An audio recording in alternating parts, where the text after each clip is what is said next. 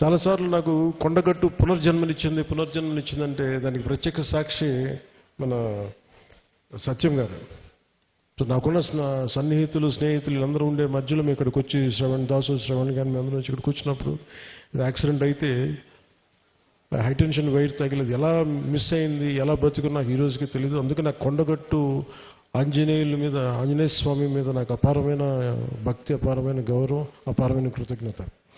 ఈరోజు అర్చక ప్రముఖులు కోరుకున్నారు మాకు ఇక్కడ ఒక దీక్షా విరమణకి శాస్త్రం మనకి ఏదైనా చౌల్ట్రీ ఏదైనా కావాలి, దీనికి ఏదైనా చేయమంటే నేను ఆ రోజు విన్నాను. కానీ అదృష్టవశాత్తు స్వామివారి కటాక్షం ఆశీస్సులు, అక్కడ కూటమి ప్రభుత్వం రావటం, నారా చంద్రబాబు నాయుడు గారి నాయకత్వంలో మేమందరం కలిసి పనిచేయటం, గౌరవ ప్రధానమంత్రి మోదీ గారి సహకారం, మేమందరం కలిసి పనిచేయటం అంటే ఇంతమంది కలిసి నా ఆశీస్సులు మేము ఏ విధంగా రుణం తీర్చుకోవాలని అనడానికి ఈ రోజున మనం ఈ కార్యక్రమాన్ని మనం చూస్తా ఉన్నాం.